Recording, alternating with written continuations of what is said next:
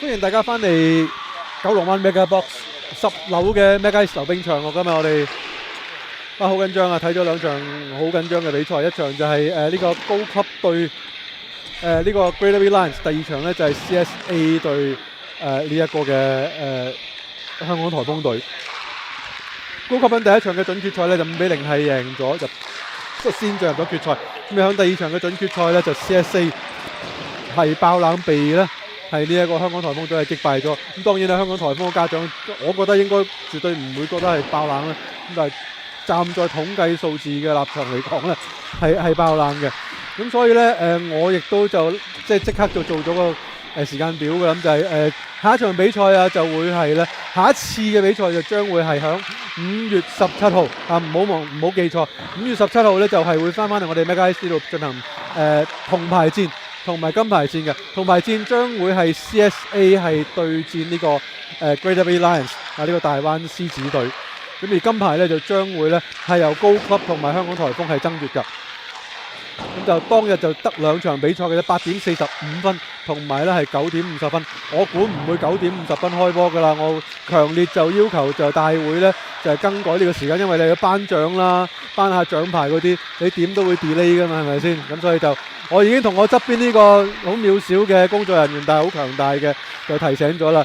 就大家就5月17號啊，5月17號咧就會有呢個總決賽噶啦。而家我哋睇嘅呢一場比賽咧就係第5同第6位之爭。咁就係第5位出線嘅 Sword Hockey 3勝12負咧，就係以6分係由第5名出線嘅。咁就第5名咧入咗31球，失咗92球。咁就跌翻轉嚟睇咧，就係宮保皇咧 Commonwealth Kings 咧15場全部輸晒嘅。咁就0分咧，當然就但係入球咧入咗5球嘅。咁有176個失球，咁啊中間就鍛鍊咗咧，就係呢個超級無敵嘅守門員啊 Carson Lee 出嚟啦。咁應該嚟到第16週，大家都識佢㗎啦已經嚇，即係大人啲要簽就簽佢啦。咁就係 Carson，咁就176個失球，咁就佢當然撲救咗更加多啦。你諗下，咁就兩支球隊咧，就其實之前一路都有係對過戰嘅，咁啊每支球隊都係對過3次，咁啊3場比賽咧都係由 Sword Hockey 勝出嘅。咁啊10月26日嘅時候咧，就係Sword Hockey 咧就係贏咗6-0。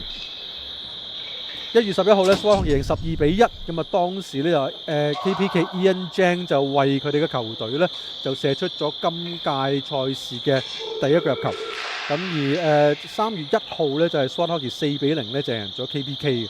咁就咁多位球員咧，你睇 Sword Hockey 對住 KPK 咧，入波入得最多嘅咧，應該都係嗰幾位嘅啫。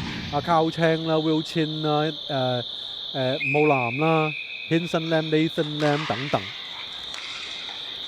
咁而呢場比賽咧，亦都係已經係展開咗啦。咁啊3節比賽，每節咧就係15分鐘嘅賽事。咁就由於係第5名嘅爭奪戰啦，亦都係感覺上咧，就現場嘅氣氛突然之間就鬆咗啊！咁啊，雖然我後邊都有好多家長喺度睇緊，但係呢啲家長咧應該都係等緊啲英雄出嚟咧，就係要歡呼嘅。咁就等緊啲頭先嗰一場比賽啲球員出翻嚟啦。咁但係就亦都咧係現場都有其他嘅朋友們喺度睇緊嘅。咁當然咧，亦都不忘咧有睇緊 YouTube 嘅你啦。咁啊，多謝大家嘅支持。咁就0-0係暫時嘅比數啊！咁啊見到咧，Sword Hockey 喺前場咧已經咧係有機會啦。咁啊波咧就係仲要率先係擠入咗呢個 Carson Lee 嘅龍門裏邊添。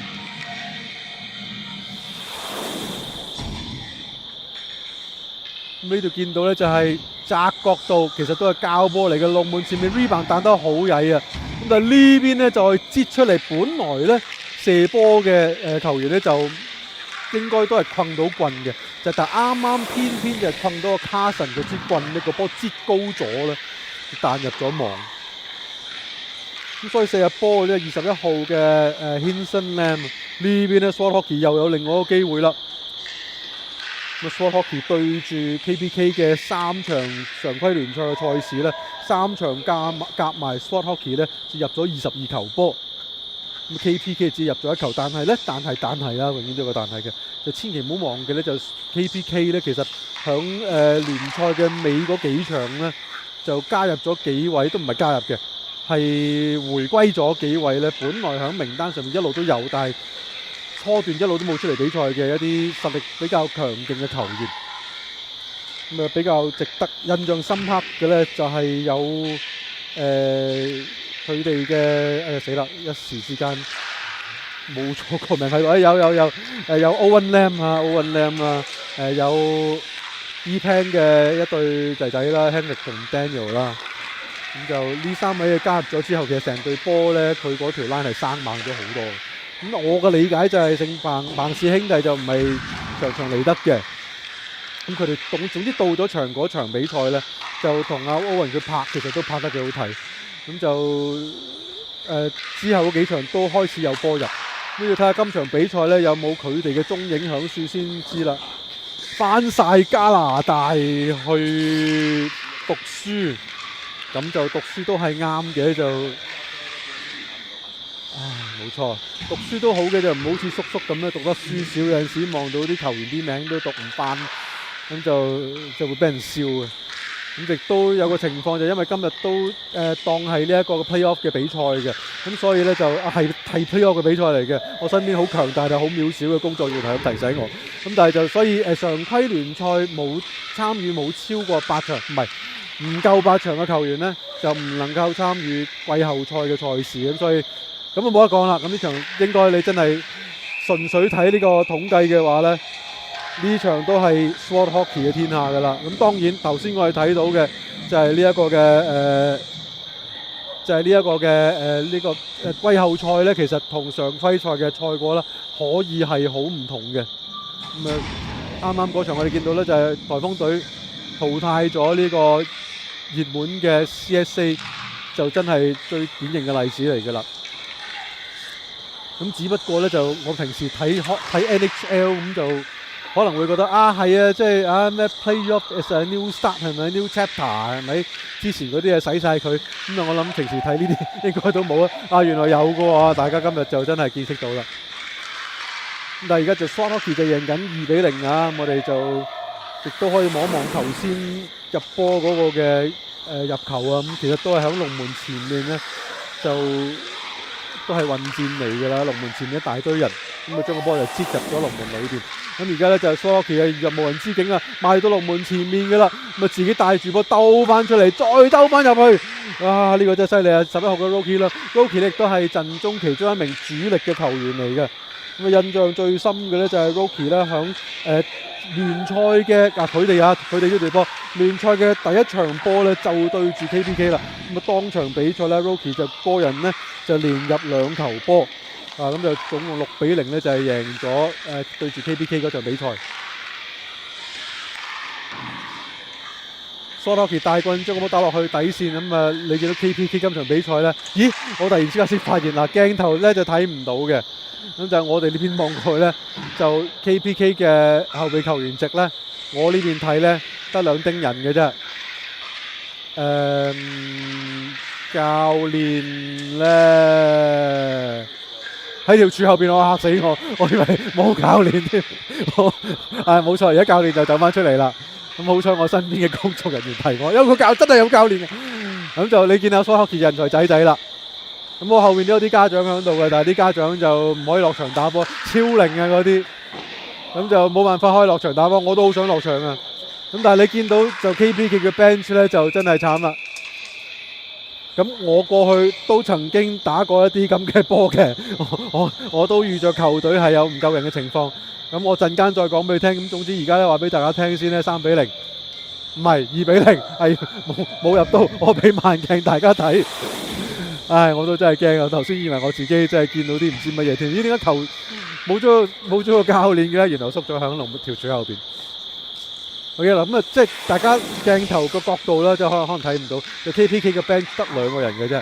咁不論點都好啦咁就總之就係人數係唔足嘅。咁7個人打個意思係咩咧？場上面唔計龍門有5個啊。咁即係話每一次咧，場上面嘅5個人咧，只能夠換2個嘅啫。除非教練跳埋落嚟，咁犯規啦，唔得啦咁就換兩個，咁即係話有3個球員係冇得換嘅，咁即係嗰3個咧就夾硬要打多1兩3分鐘咯喎。咁好啦，下一水嗰3個球員咧有2個可以換，咁就仲有一個係換唔到，點都有一個係突咗出嚟嘅。咁嗰個咧就即係話長期會喺冰面上邊咧，就可能起碼個 shift 係5、6、7分鐘。咁所以變相咧就係的確係會好辛苦嘅。咁所以如果即係人少到咁嘅話咧，其實就係好難打嘅。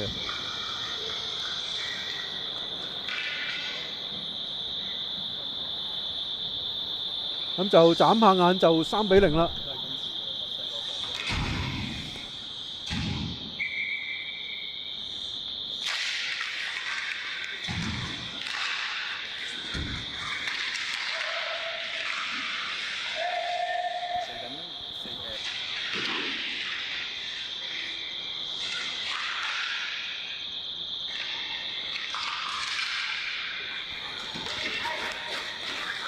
咁3-0嘅意思嘅數 Swarovski 咧就已經遙遙領先嘅啦。咁就 KPK 今場比賽其實就你只能夠係睇用邊個詞語好咧？睇出佢哋喺場上邊嘅辛苦啦，係真係好辛苦。即係如果成隊波得7個人落場嘅話咧，係你攞到波你仲要跑喎，你攞到波你唔跑係唔得嘅喎。咁你就起手射波啦，咁呢個咧真係唔容易啦。咁啊憑住速度湧到上去，咁啊對面咧就係我呢邊見到應該咧就係Nick方嚟嘅。Nick方亦都係將個波撳實咗。咁啊兩邊嘅教練啦，咁一邊就係 Yannick 啦，Yannick Wong。咁啊之前就去過呢個亞運會啦，冬季亞運會就為香港爭取咗，真係我都發夢都冇諗過嘅歷史嘅佳績啦。咁就可惜嘅就係傳媒嘅呢個即係大眾嘅認知度唔係好高啦，即係亞運會冬季亞運會，咁就亦都冇乜主流嘅電視台去做直播。咁但係就我哋個圈嘅都有關注呢件事。咁啊 Yannick 嘅翻咗嚟啦。咁就之後其實好快都即將會出發，又咧係馬不停蹄嘅係出發去又係墨西哥。墨西哥咧就係會去參加呢個嘅男子成人組別嘅世界錦標賽。咁就 KPK 嘅而家我哋見到即係收到俾條柱遮晒嘅龍門唔係嘅教練Julian 都係會隨住呢個嘅成人隊咧係一齊參與呢個墨西哥嘅呢個世界錦標賽。咁大家想關注我哋嘅咧，就不妨咧就上我哋中國香港冰球協會嘅總會全新嘅網站啊！呢度入咗一球啊，4-0。全新網站啊，就係有兩個網址嘅，一個 www.hkciha.com 或者上翻我哋以前嘅就係 icehockeyhk.org。Ice Hockey Hong Kong， 對唔住，我錯，Ice Hockey Hong Kong.org。咁就會去上翻去睇翻我哋最新嘅信息啦，亦都咧係可以咧就係上我哋嘅 Facebook 專頁就係 HK Ice Hockey， 冇錯 HK Ice Hockey 咧就係可以關注我哋嘅最新嘅狀況。咁就專業佢哋嘅資訊更新度都真係好高。咁就第一手嘅消息同埋咧即係 Internet 揾唔到嘅，喺互聯網 search 唔到嘅，佢哋都有嘅。咁就我哋嘅冰會嘅網頁咧，我見到就分門別類都分得好清楚嘅。咁就大家都上去關注下啦。當然咧，亦都係可以緊貼住我哋嘅 YouTube 嘅頻道啦。咁就特別咧係5月17號咧，將會咧係進行我哋嘅聯賽杯嘅總決賽同埋呢個季軍戰。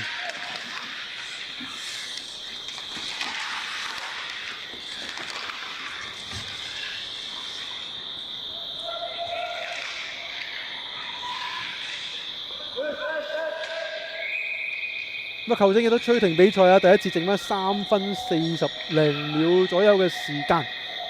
咁 Swarovski 就係贏緊4-0㗎啦。其實就如果呢場波係一場普通嘅聯賽，即係唔係講緊話係冰總搞嘅聯賽，係一啲即係其他會搞嘅即係一啲輕鬆啲嘅。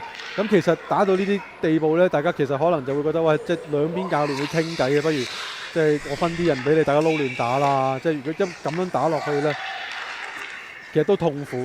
咁但係就礙於呢場係季後賽咧，亦都係即係冰會官方嘅賽事啦，咁就你當然就唔能夠咁樣做啦。你就算你係話之後 Hockey 5，其實都唔得嘅。咁除非你係直情係棄權，你 forfeit 咗場賽事咧，咁就得。咁但係即係你亦都唔鼓勵大家去咁樣做。咁亦都雙方嘅教練團隊咧，亦都係冇選擇咗去行呢一條。咁我覺得係值得讚嘅。只不過就得7個咧，就無論係咩原因都好啦。我明白一定係有困難嘅。球員或者係家長或者教練團隊方面都係一定嘅困難嘅。咁無論點都好咧，就即係團隊係咁噶啦，即係場波都係要打嘅。咁就大家冇嚟到，咁就場上面7個咧就辛苦。咁啊守門員咧就辛苦慣，所以我都唔理佢。即係阿卡神話我都慣㗎啦，冇所謂。咁但係其實你見第一次其實Sport Hockey 嘅攻勢就冇想像之中咁多嘅。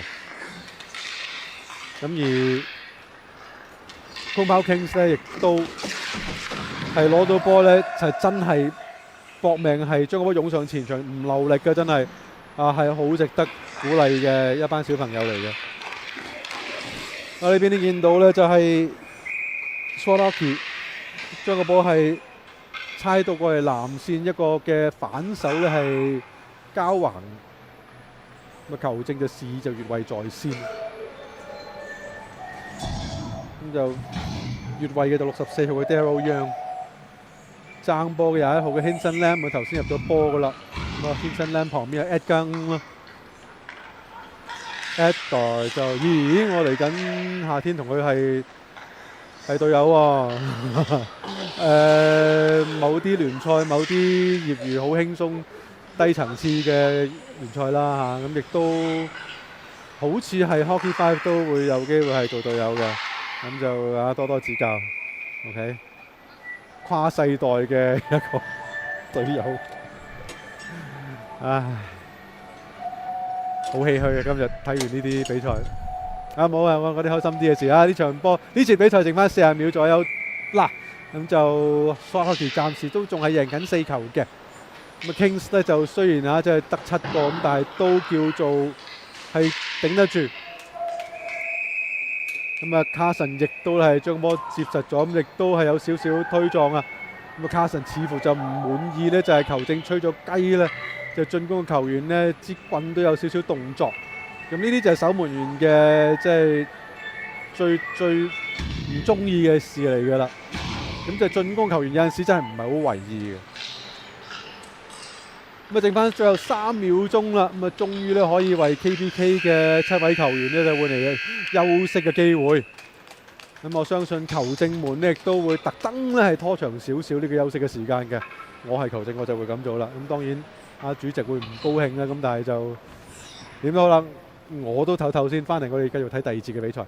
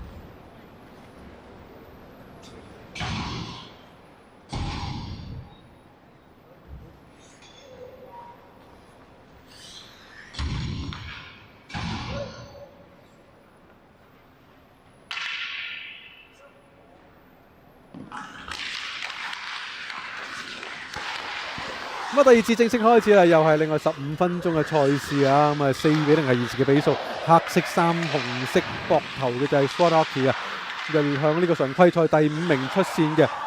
白色衫嘅就係 KPK 啦。咁啊 KPK 咧，佢哋嘅最奧運又唔打得啦。咁而今場比賽咧，本來人腳亦都唔夠，咁就只能夠當練波咁練噶啦。咁啊，響香港地真係冰時真係全一分鐘分分鐘都係黃金。哎呀，咦 Hockey 又 Sport Hockey 又入一球啊！每一分鐘都係黃金嘅情況之下呢，就真係如果能夠有而家我哋講緊15分鐘乘3節嘅練波機會，成個場就係你哋走呢，其實係一個好機會咁，但係呢，就體能都係一個好大嘅問題嚟嘅。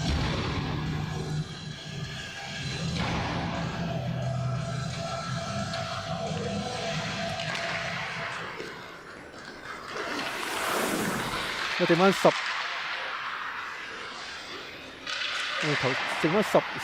分42秒左右嘅時間。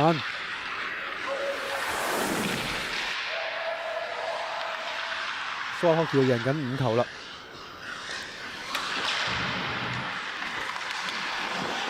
香港都係打 Hockey 都係一貫嘅問題啦，就係場地啦。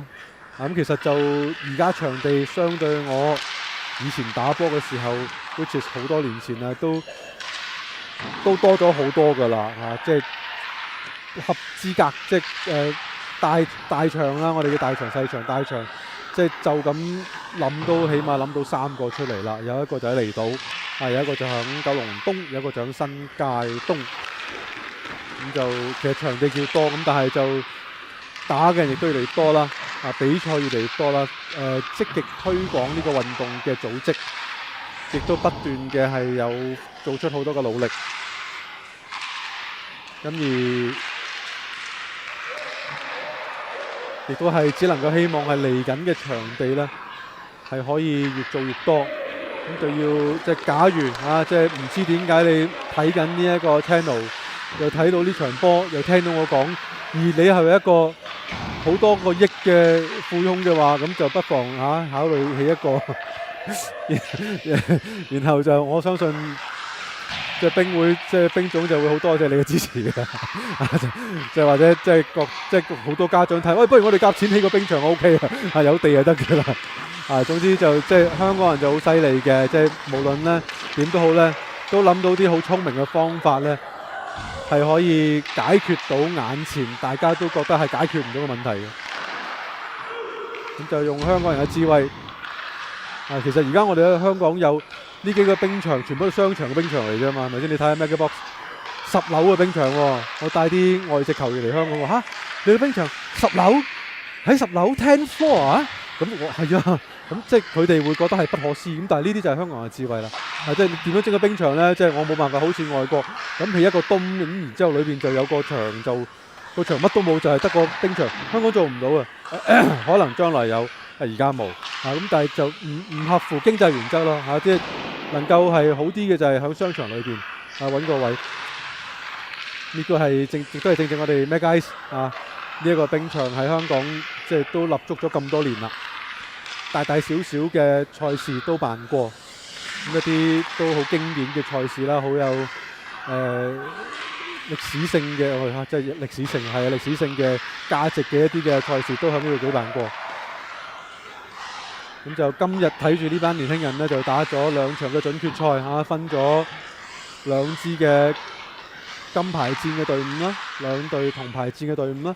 而家睇緊係爭緊第5名嘅2支球隊，咁多位年輕人。即係就不忘諗起就之前喺呢度打過波嘅咁多位前輩們，大家都有份係曾經為呢個圈呢係作出少少努力。咁就今日係叫做第16週嘅賽事，都叫做係一個自己我個人嘅一個回顧啦。我見到呢度呢就係 Sport Hockey 嘅20號嘅 Nathan Lam 一個嘅喺個 spot 中間嘅射門啦，咁俾 Carson 咧用個爪手係撈翻出嚟，咁但係就接唔實㗎，個波就省到嗰個爪手嘅邊彈咗去龍門後邊。咁啊，點解講咁多閒話唔講各位寶貝嘅英勇嘅戰況呢？其實即係呢啲賽事你唔係話技術實力嘅落差好大，而係公保王得7個人呢，你呢場係好難好嚴肅嘅去對待，佢係一場好有可觀性嘅賽事。你只係能夠見到就係公保王捱打咯。而家有機會見到佢反攻就係高潮啦。咁但係就係好辛苦7個人打。我即係最高紀錄定最低紀錄呢？即係最低紀錄就係我隊波呢。嗰場比賽連埋龍門就係得4個人。咁而家SWAT Hockey又入一球啦，咁6-0。咁嗰場比賽係聯賽嚟嘅，即係啲業餘聯賽啦。咁就成隊波連埋龍門得嗰6個人。咁點呢？就龍門都冇。咁結果呢就係唔係我隊波，我對面嘅對手得4個人。咁結果個 player 呢就自己借咗套門架撐呢，就着咗佢就做龍門。咁我隊波呢就15個人齊揼揼嘅。咁對面隊波就得嗰4個。你唔好話第一節呢就0-0，我仲差啲俾人入波添。咁即係得4個嗰隊波，佢知道哇，我背水一戰喎，我真係乜都冇，搏命打咯。咁結果就我哋要第一節臨完場先至可以入到波，當然贏嘅係贏嘅，但係即係你見到佢哋真係辛苦即係真係打意志。咁你話大人嘅世界就冇得講啦，係咪先？大人自己即係自己安排自己嘅行程或者自己工作，大家都即係知道係有責任，但係得個4個即係隊友咪辛苦咯。咁所以即係呢啲波，我哋對住得4個，亦都係打得都好辛苦。咁所以就咁多時間可以講一啲歷史啊，即係恃老賣老。哎呀，呢球波呢，卡神擋到嘅，卡神呢個人向緊右噶啦，咁就佢對 shin pad 呢，就係腳趾尾個位置呢，就撈到個波，咁啊 rebound 就彈翻去個反方向。呢邊 SWAT Hockey 賣到嚟近距離有啦，咁但係呢，就都係去到個龍門個 crease 前邊呢，就係帶甩咗個波。剩翻7分鐘啲鐘嘅比賽第2節。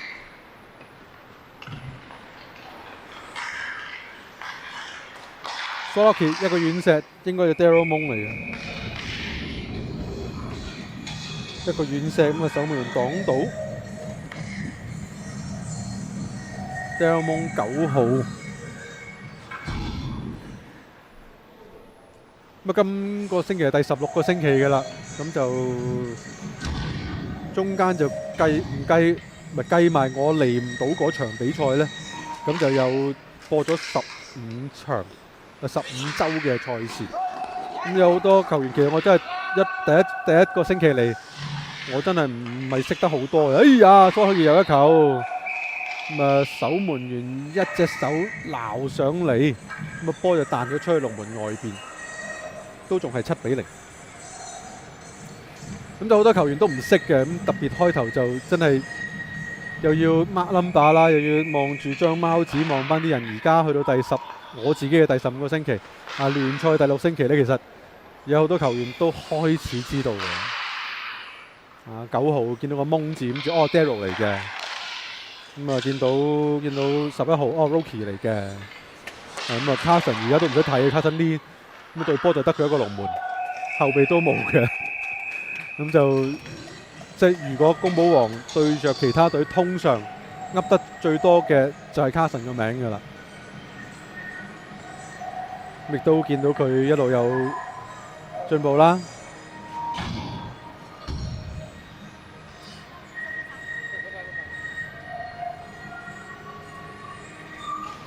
5分半鐘嘅比賽7-0係現時嘅比數啊 ！SWAT Hockey 一個遠嘅粒射，咁啊射嘅有少少嘅高度嘅近距離再射，手語有卡神呢球擋得靚啊！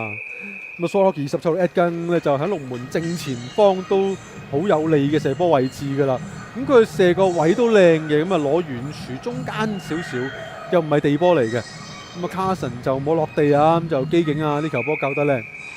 咁卡神救完都跪落地都唞一唞先啦。咁其實你見到就呢兩節波咧，基本上控球都係 Squad Hockey 立晒個波響晒前場撳住嚟睇你啊！即係又射，卡神又擋又跪低又跣。隻宮保王真係冇辦法，你真係巧婦難為無米炊。咁就本身個米缸裏邊都冇米嘅，你點煮飯呢？係咪先？咁我哋個 bench 都冇球員，咁場波我點打呢？咁所以咪就咁咯，即係你一路都係俾人撳住，就一個惡性循環嚟嘅。即係當你俾人撳住呢，你場上面嗰5個你係冇辦法出去換人嘅。咁你嗰5個只能夠越打越攰。咁即係一個即係就咁咯。所以係好困難，我絕對理解。所以即係對 Squad Hockey 嘅球迷家長真係抱歉啊！即係 Squad Hockey 嘅幫我真係唔係好講㗎咋。因為即係我亦都覺得個焦點係即係未必係即係覺得哇又話好勁啊！即係我又好似覺得對 KPK 呢班咁辛苦嘅球員呢，就有啲好似我都唔知點講落井下石咁樣，所以就咁啦嚇。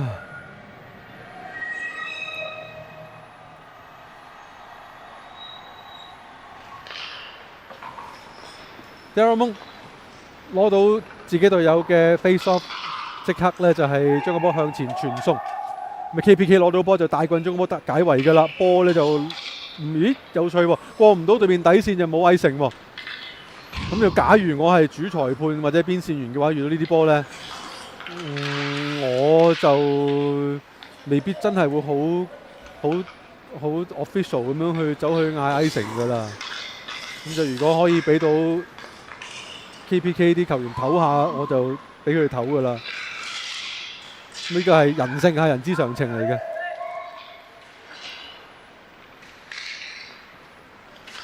KPK 靚啊，解圍個波出到去，咁就解圍個波就夠深度啦，即刻有時間可以換到人。咁就見到教練嘅阿 Julian 嘅擺法就一個前鋒，一個後衞。我估就係咁擺啦。咦，唔係喎，兩個走埋一齊嘅喎。直正路都唔會咁擺嘅，7個其實順序 rotate 就算㗎啦，都分唔到前面後邊㗎啦。呢邊 Darryl 有一個遠射，咦呀攞到 rebound， 哇卡神犀利啊！咁但係都係要俾人入波，冇辦法呢球波。咁卡神已經左右兩邊飛㗎啦，咁但係就縱然佢有曉飛一般嘅能耐，亦都冇辦法係敵得過人多蝦人少嘅呢個事實。咁所以呢就打波嘅隊友每場比賽都嚟係好緊要嘅。大棍打落底線，有啦icing。呢個時候卡神係最開心嘅，因為球證一吹停比賽就可以飲水，可以唞。我自己印象最難忘嘅，作為一個龍門好攰嘅，即係呢啲比賽就講呢啲啦。嘅印象最深刻嘅就係有一場比賽就係 Hockey 5，咁就對住一隊嚟自哈薩克斯坦嘅，或者而家叫哈薩克嘅半職業球隊，咁就係好朋友嚟嘅，成隊都係朋友嚟嘅。咁我就好不知天高地厚地就開波之前呢，就同對面隊講話嗱，你今場波你盡量攻啦，你唔好停。咁對面都3番4次問我係咪真㗎？真係？你真係？你諗清楚？我話係。結果嗰場比就唔知18-0啊。咁就當然我隊波就完全攻唔到啦。咁就球證呢，主球證呢，每一次有停頓呢，佢都會特別為我呢，就係消耗好多時間，就俾我休息嘅。咁就最難忘呢，就係第3次比賽開波冇耐啦。咁就我係香港啲外籍球證嚟嘅，咁佢執起個波就走埋嚟問我：喂，阿 Scott 啊，你嗰對 pad 有條帶甩咗喎，你整佢啦。我向下望一望，冇啊，我話冇。佢話唔係，你望多次啊。我真係冇啊咧，你望下啦。咁我先至明白，即係其實球證就叫緊我休息。咁即係呢啲就球證同埋球員之間，即係你話有一個好友善嘅關係呢，係幫到手嘅。咁球證呢啲時候呢，係即係會展露佢人性一面。咁而第二節嚟到呢度，亦都完場啦。咁啊8-0呢係現時嘅比數啊。咁啊 SWAT Hockey 呢就贏到8-0㗎啦。咁就即係呢啲故事都係講球證同球員啦，即係大家都有打波嘅，大家都知道啊，亦都明白。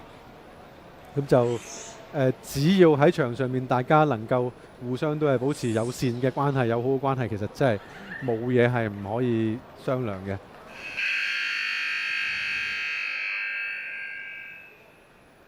咁亦都見到兩位主球證亦都好從容不迫地喺度傾偈。咁就我諗目的都係俾各位球員充分嘅時間休息啦。其實今季嘅聯賽杯呢，我哋發覺係球證都甚少係催啲教練呢係要快啲放人，因為即係通常呢就係完咗就即係可能10秒鬆啲10零秒就要開波㗎啦嘛。但係呢度唔係啊，呢度有陣時即係大鐘響起之後呢，就可能都仲要搞成分鐘都未開到波啊。咁啊，俾教練團隊好多時間同佢哋嘅學員去交代。咁而今日嘅 KPK 就特別唔同啦，就俾時間佢哋休息。咁啊，最後嘅15分鐘就會結束我哋嘅第16週嘅賽事，亦都係我哋嘅季後賽嘅第一星期嘅比賽。咁啊，再同大家就回顧一下，咁就第一場比賽高級就5-0呢，就係淘汰咗呢個 Greater Bay Lions，係進入咗呢個嘅總決賽啦。咁而呢一個第二場比賽啊，香港颱風隊呢就係爆冷呢，就係加時3-2呢，就係擊敗咗呢個 CSA 呢，係進入呢個金牌戰。咁啊，爆冷純粹係我個人好愚昧嘅，戴晒頭盔先，好愚昧無知嘅一個睇法嚟嘅。我純粹係睇住呢個呢個常規賽嘅排名呢，去斷定邊個係熱門，邊個係冷門嘅。咁啊 CSA 係第2名姿態出線，咁當然就係熱門嚟嘅，係的確今日我自己認為係大熱倒灶啊。咁但係有咁講，係的確要讚呢，颱風今日打得真係好啊，真係好。咁就特別係第2節開始啦，中段開始咧，你見到咧成隊波真係今日係有貨。咁就 CSA 就將會係響呢個銅牌戰呢，係會對住呢個 Greater Bay Lions。咁而香港颱風隊響呢個決賽將會係有一場硬仗，就會對住高級。咁但係憑住今日嘅呢一場勝仗，我相信每一位嘅球員都會呢係多咗一份無比嘅信心。可惜嘅係呢一場總決賽將會1個月之後先至打得到啊！即係時間係個 timing 真係差啲。咁如果你話下個禮拜即刻打嘅話，成班球員呢就係即係信心滿滿嘅嚟打。我諗又會有唔同嘅一班局面。咁而今場比賽係第5名嘅爭奪戰，咁我諗勝負都冇乜懸念㗎啦。8-0係現時嘅比數。咁我相信 SWAT Hockey 亦都可以呢係穩奪今季2024-25年度中國香港冰球總會聯賽杯 U17 組別嘅第5名嘅呢個銜頭。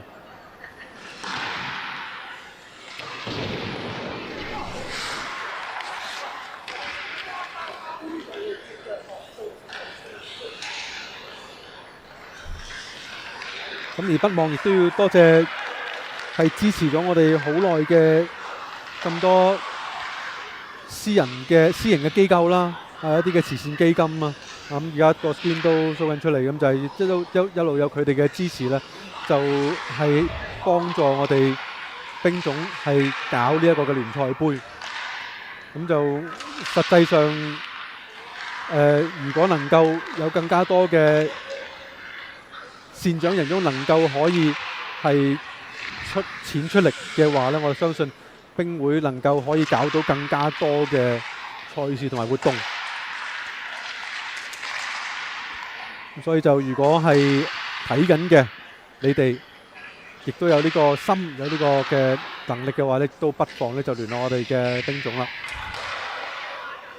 咁就全新嘅網頁啊，全新嘅面貌 www.hkciha.com。哎呀，呢球咧好可惜啊！2號嘅就係2號嘅 Riley 應該我冇記錯，Riley 冇錯 Riley Look 咧就響前場攞到波，撐啲單刀噶啦。咁但係自己就隻腳就試一試，我諗可能亦都係冇乜力啦。咁就如果唔係有機會單刀可以用到個波上前。咁啊 KPK 個故事由第一場比賽打到而家都係差唔多噶啦，每一場比賽都係嘗試睇下可唔可以入到波。咁你剛啱咧 Swarovski 咧又射入咗佢哋嘅第9個入球啦，咁啊9-0。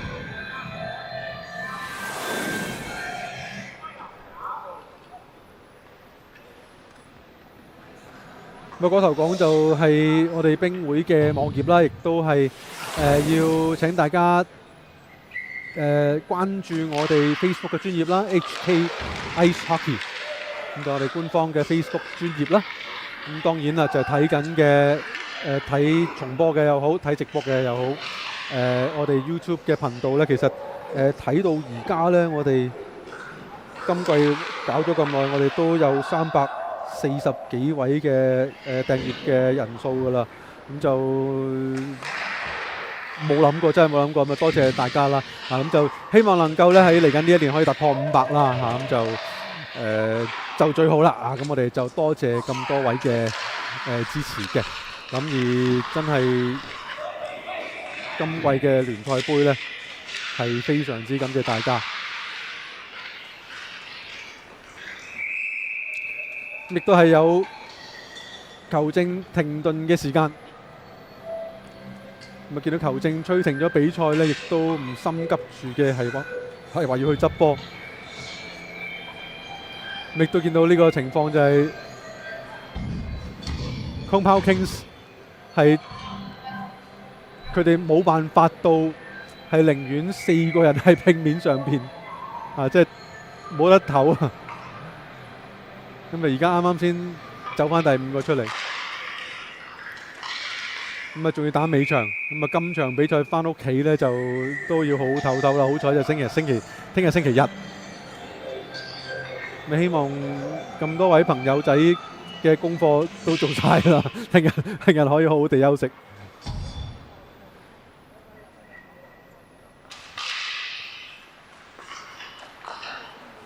Swarovski 一個遠射，Carson 半跪嘅方式將個波擋翻出嚟，近距離再射，聽到中柱聲就知道入波啦。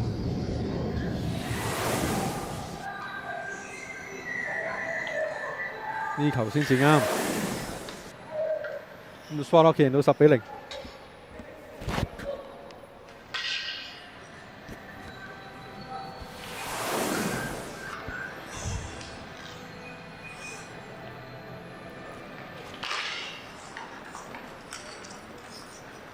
亦都講開就我哋有女子嘅成人組別嘅賽事啦，有呢個世界冰球錦標賽女子組嘅成人嘅賽事呢，就將會響呢個嘅紐西蘭展開。咁我嘅理解就係大隊已經係到咗紐西蘭㗎啦。咁賽事嘅賽績當然係可以上去IIHF 嘅官網啦，即係 IIHF.com 就可以呢係揾到呢個紐西蘭女子世界錦標賽嘅最新嘅消息，亦都可以呢係關注我哋嘅冰總嘅官網啦，同埋 Facebook 嘅網頁咧係可以關心到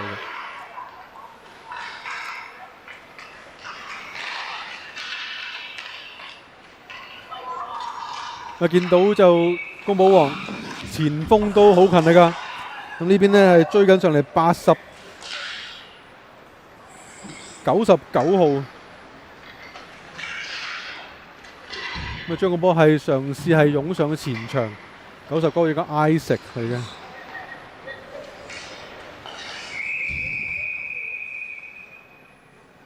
咁波就擠翻出嚟，球證係吹停比賽。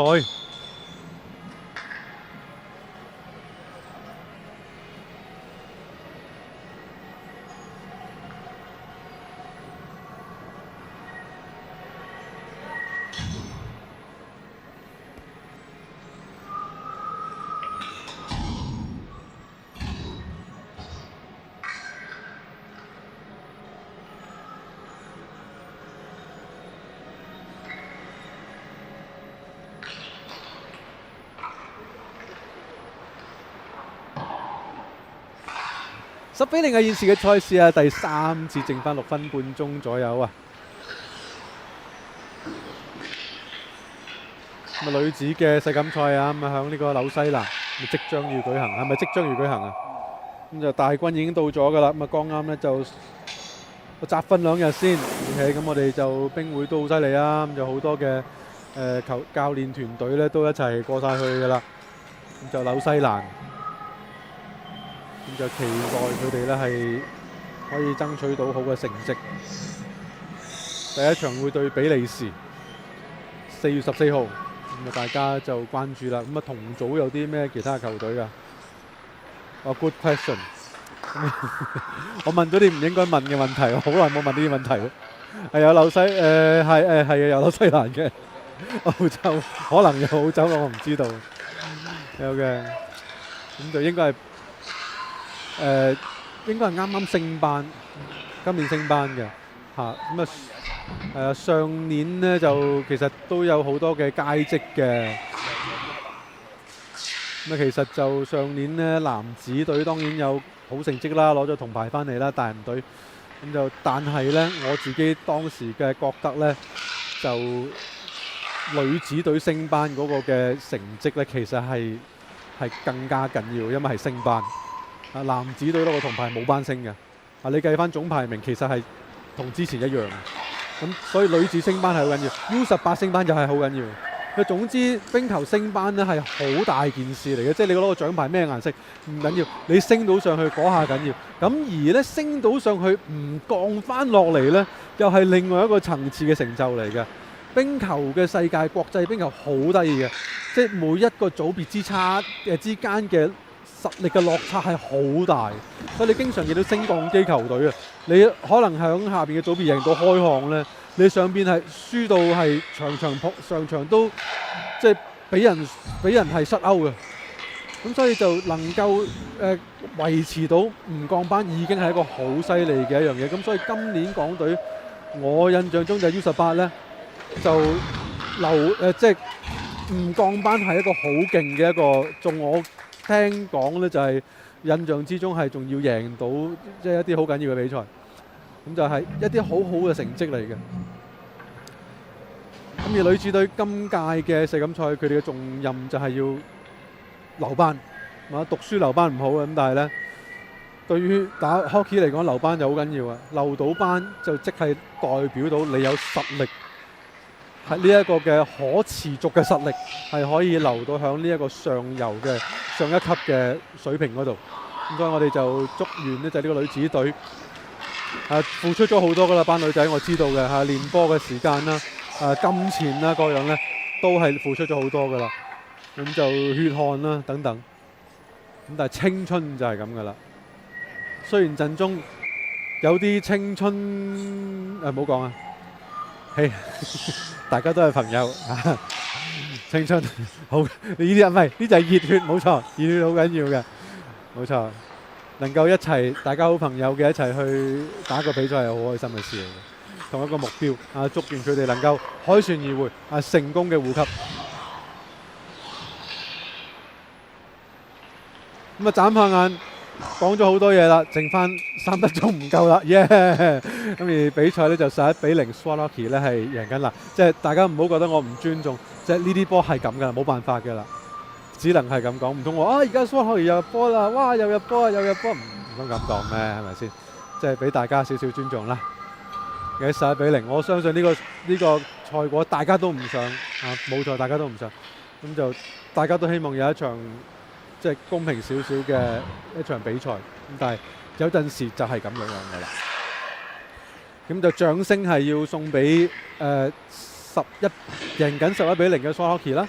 當然佢哋攞到第5名啦。當然佢哋今日你睇到佢哋係基本上都冇乜點放水㗎啦。咁而亦都掌聲係要俾場上面嗰8個白色衫嘅球員，練馬龍門嘅KPK 呢8位嘅球員。即係功德圓滿啊！真係係啊，好犀利！由第一分鐘嚟到而家真係捱嘅，真係捱。即係家長們，你係 KPK 呢幾位小朋友家長，翻去好好地即係好，哎呀入一球，獎勵一下呢位小朋友，呢啲小朋友啊，即係俾佢哋休息下，係真係完全唔容易。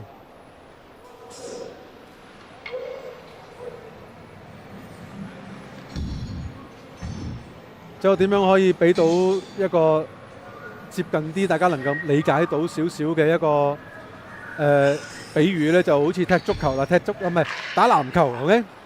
打籃球對面明明就係有5個人打緊嘅，咁而對面嘅 bench 仲有5個人，5個都可以換嘅，而你隊波呢，成隊得嗰2個人，啊你又冇得換，咁你點打呢？係咪真係好辛苦嘅一件事嚟？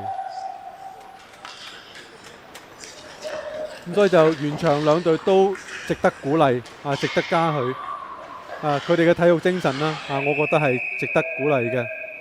咁兩隊波都明白發生緊咩事，咁而贏緊嘅 Swansea 喺咁嘅情況之下入12球，你唔見佢對你有過分地嘅慶祝嘅，即係唔泵唔成咁，呢啲又係克制嘅，咁就係教練教得好啦，又係。咁所以就兩邊嘅教練啦嚇，恭喜啦！咁而對於呢兩支球隊嚟講呢，今季嘅聯賽杯呢兩支球隊嘅旅程喺呢一度呢，就畫上句號啦。咁就 Swansea 將會呢係奪得今季嘅第5位啦 ，KPK 呢係以第6位呢係結束嘅。咁就我相信每一位球員都能夠呢係響今季嘅賽事裏邊呢係攞到好多嘅經驗。咁但係咁多位年輕嘅球員呢，佢哋嘅球員生涯呢絕對係未完結㗎。咁而且嚟緊呢仲會有一啲即係大型嘅錦標賽，我相信大家都會參與嘅。咁只能夠同大家講呢，到時呢就係場上面見啦。咁而今日呢，我哋3場比賽呢都完結啦，都要呢再睇一睇呢，我哋下一場比賽就係5月17號啊，唔係下星期，唔係後星期，唔係後星期，係整整1個月以後有多嘅5月17號啊。咁就將會有2場比賽，就係銅牌戰，就係呢一個嘅Greater Bay Lions 對 CSA。咁而亦都呢係有呢一個金牌戰，就係高級係對呢個香港颱風隊嘅。我係史國啦，咁啊以及中國香港冰球協會嘅上下嘅咁多位嘅工作人員啦、球證啦、邊線員啦、家長啦、攝影師等等咧，咩嘅啲工作人員仲有冇啊？我同埋我身邊呢一位咁神奇嘅、咁渺小嘅 small potato 啊，非常之感謝大家。5月17號再喺度同大家見面啦。